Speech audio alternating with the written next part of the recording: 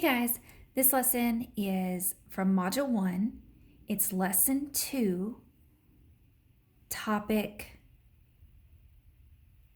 3. So Module 1, Topic 3, Lesson 2. Gotta keep it correlating. This is in your textbook on page 181, Module 1, 181. The warm-up.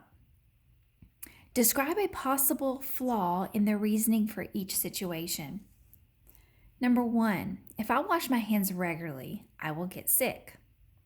Well, I think you know that sometimes even though we don't wash our hands regularly, we still might get sick. So there's a flaw in that one. Number 2, if I practice my guitar every day, I will be a rock star. Well, that doesn't always happen, does it? You might practice your guitar every day, but you may not be a rock star. You might just be very good at playing the guitar. If I wear my favorite football jersey to support the team, they will win the game. Well, I think you guys already know the answer to that one. I know you guys probably like wearing football jerseys, but it's not going to guarantee your team a win. Number 4, if I'm a good driver, I will not have an accident. Well, there's a lot of good drivers out there, and sometimes they have an accident. You might want to ask your parents about that. I know I've been in a few. Let's look at our learning goals for this lesson. We're going to determine the correlation coefficient using technology. We discussed that a little bit in the previous video. We're going to interpret the correlation coefficient for a set of data. We're going to understand the differences between R and R squared. I think that's a big one that we're going to talk about today. We're going to understand the difference between correlation and causation, another big one. Understand necessary conditions, understand sufficient conditions. Choose a level of accuracy appropriate when reporting quantities. So these are all the key terms that we're going to look at. In the last lesson, we've learned how to make a line of best fit. We're going to practice that again today with our graphing calculator. And we're going to talk about if that line of best fit has a strong correlation or a weak correlation. Let's get started.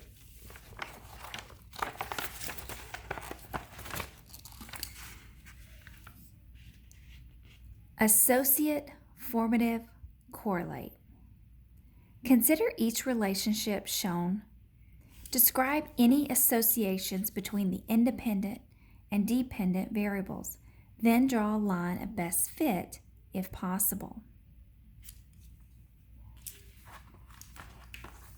So one thing that I want to review before we answer this question, in your textbook, I want you to write these examples down.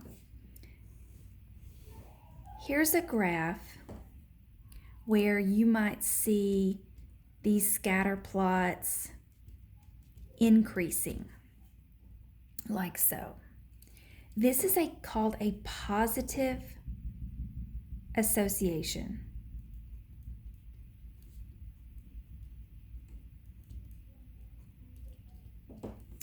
And it's positive because if we draw the line of best fit, it would go between these points, and that would be a positive line, which we reviewed in our Khan Academy assignments with slope-intercept form.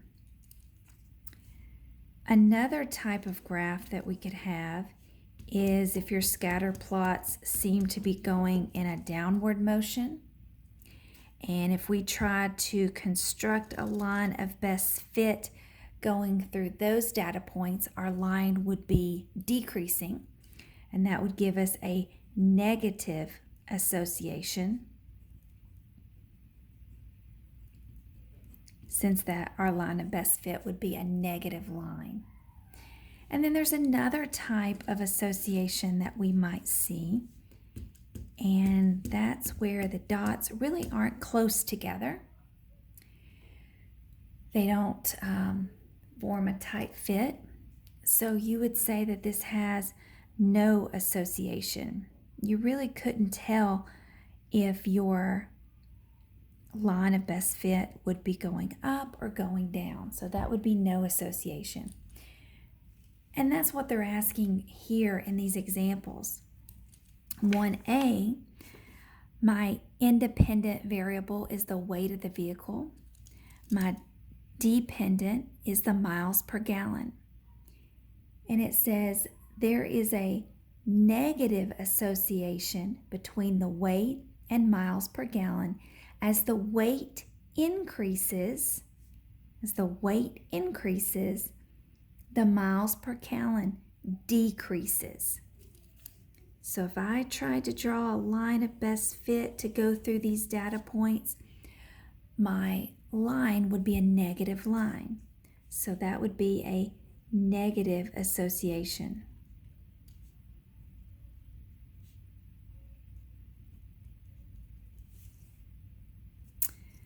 Part B, I've got IQ scores as my independent and height as my dependent. And if you look at these data points, it looks very similar to the example that I showed you with no association. We're not able to construct a line of best fit because I don't know if it goes up or if it goes down. So I would say that there is no association between IQ score and height. Part C, here's a good example of a positive association. I can draw, I can see that they're increasing.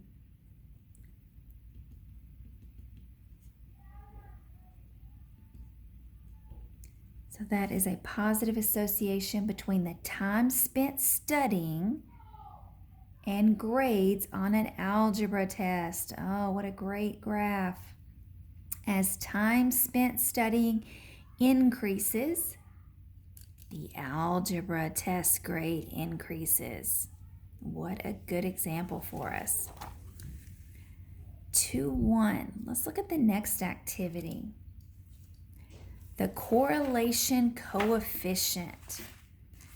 A measure of how well a regression line fits, remember that's also called your line of best fit, is called your correlation coefficient. It's the value between -1 and 1. The closer the correlation coefficient is closer to 1 or -1, the stronger the relationship is between the two variables. I would take a highlighter, a pen, underline these things. They're very important. So that correlation coefficient, remember, was R in our calculator. And we want it to be close to -1 or 1 to have a strong correlation between our two variables. Your variables between your independent and your dependent. Number 1, determine whether the points in the scatter plot have a positive correlation, a negative correlation, or no correlation. 4 possible R values are given. Circle the R value that you think is most appropriate. Explain your reasoning for each. This one, I'm noticing that if I draw my line of best fit, it is negative. So I don't want to choose these positive correlation coefficients. I want a negative one. So my choice is either -0.9 or -0.09. Now that I know that it's negative, I'm going to look. These points are close together. Some of them even hit on the line. So that looks like to me it is a strong correlation. So I'm going to choose this one up here. And I'm going to choose that one because it has a strong correlation. And to have a strong correlation, remember it says it's going to be close to 1. So I'm going to say that that has a strong correlation. So it has a negative association and it has a strong correlation. Let's look at part B. Part B, if I drew my line of best fit, I would say that we're going to have a positive association.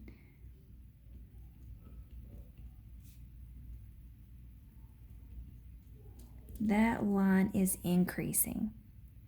And again, these points are really close together on or near this line of best fit or this regression line. So I would pick, definitely not going to pick my negatives.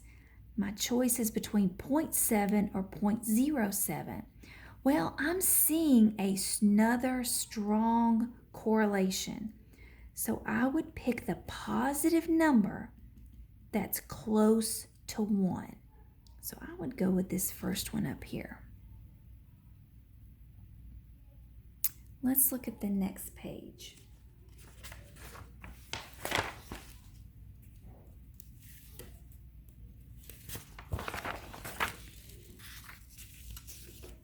Letter C. Now this one, I'm not sure if these are increasing or decreasing.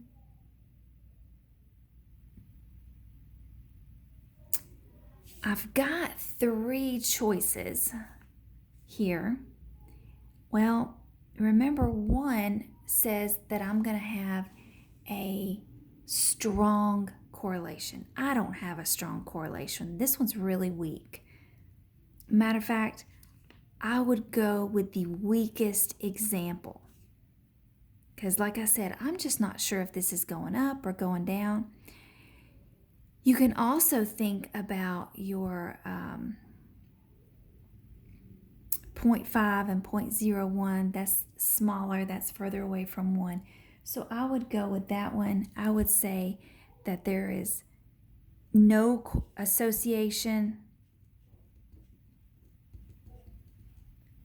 and I would say that that is definitely a weak correlation.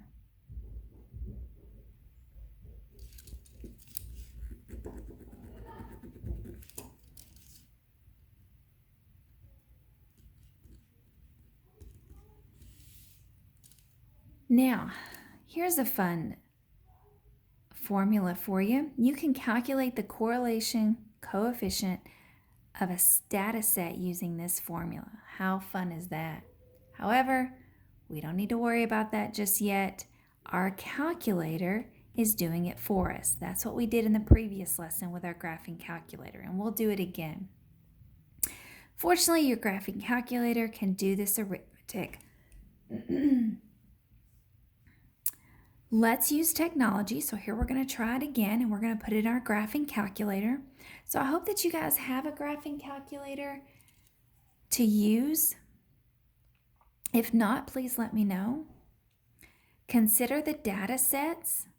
Use technology to compute the correlation coefficient. So I'm going to bring over my graphing calculator and turn it on here. Remember, we go to statistics, which is under stat. I want to hit my stat button. And I want to edit my list. And I probably have the same list in there that was left in there the last time, but I can just write over it. So I'm going to do 23. And then 1 for my independent. And then 3. Delete everything else out of there. Interesting numbers that we've got here.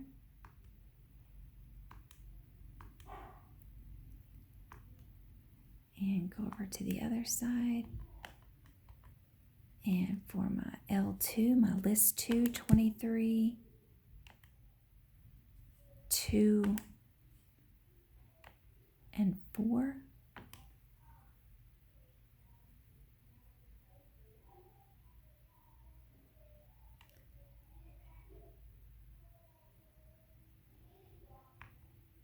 delete the other numbers. Now I want to go back to statistics and I want to calculate a linear regression. So remember that's the AX plus B that looks similar to slope-intercept form. So I'm going to hit number 4. And I want list 1 and list 2, so that looks good. I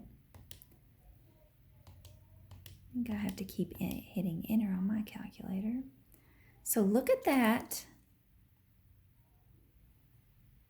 correlation coefficient.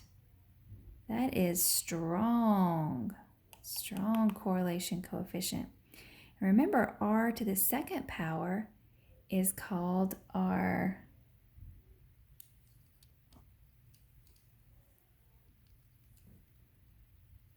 the r squared is called the coefficient of determination. We're going to talk about that here in just a little bit.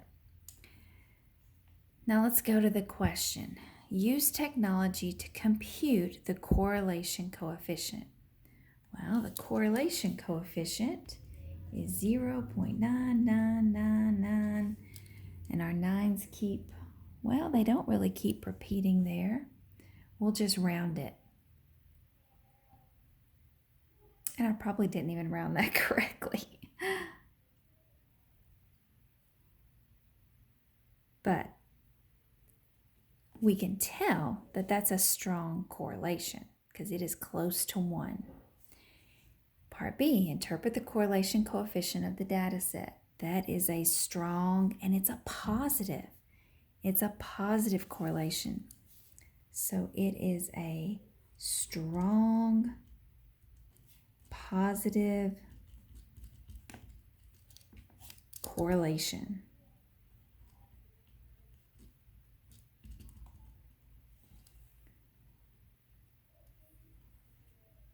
And it's also, I need another word in there, linear.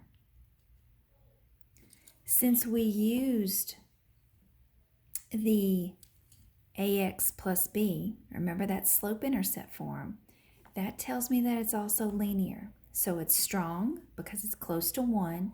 It's positive because it's a positive number. And it fits in this data set, so that makes it a linear equation, a linear function.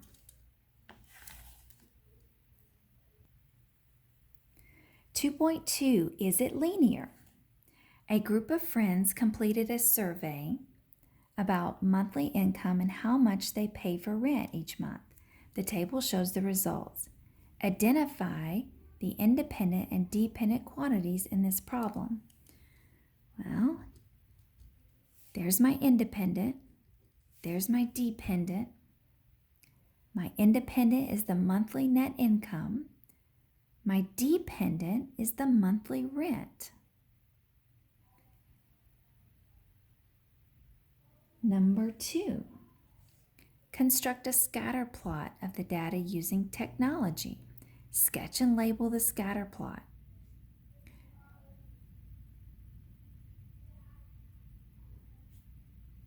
So we can plot those points in our graphing calculator, and we can plot these on the graph over here.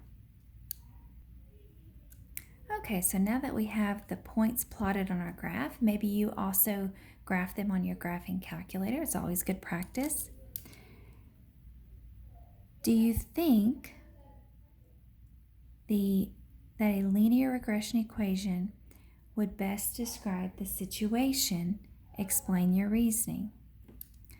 Well, if I draw my line of best fit, it looks like it would have a strong correlation. So I would say that the graph appears to be linear. Those points are really close to that linear regression. Remember to label your x-axis and your y-axis. So we have the x is our monthly net income, and we have our y, our monthly rent. I would say that this is linear. based on the fact that our linear regression does fit within those data points. Number 3, using technology to determine whether a line of best fit appropriate for this data. So we're still referring back to the previous example. Determine and enter the linear regression equation. So let's go back and go to statistics and edit, and we can put 1400. Maybe you've already done this. 1550, 2000, 26,000, 2600, excuse me, 3000, and 3400.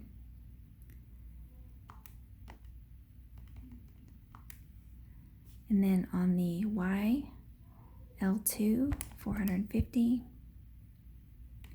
505, 445, 715, 930, and 1000. And we'll go back to statistics and calculate our linear regression.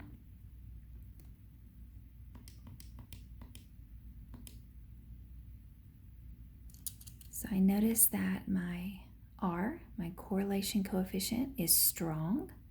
Notice your R squared here. It is also strong. Let me point out that your A is your slope of the line and your B is your y-intercept in this particular equation. So my linear regression was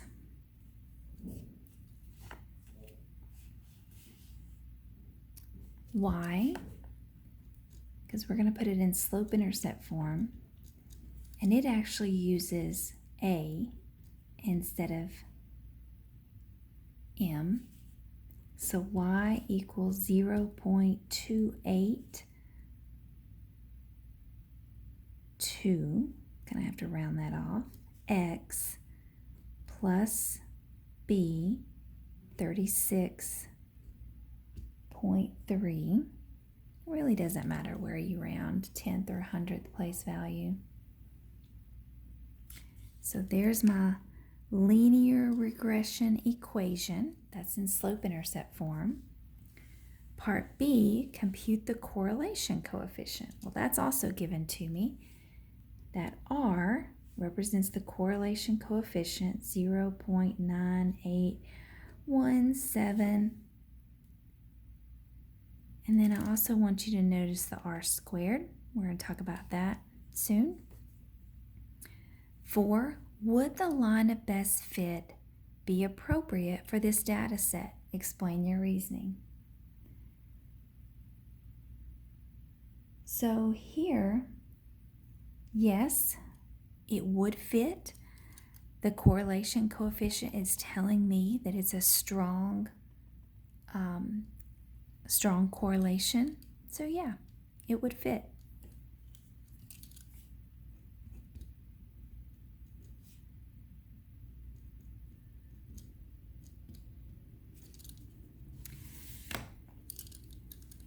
The correlation coefficient R indicates the type of positive or negative and strength of the relationship that may exist for a given set of data points. The coefficient of determination, this is something we need to highlight and learn, along with the correlation coefficient, which measures how well the graph of the regression fits the data. Very similar to your correlation coefficient. It represents the percentage of variation the observed values of the data points from their predicted values. So that's an interesting, measures how well the graph regression fits the data. It represents the percentage of variation of the observed values. We're going to stop there today. Next video, we'll pick up with day 2.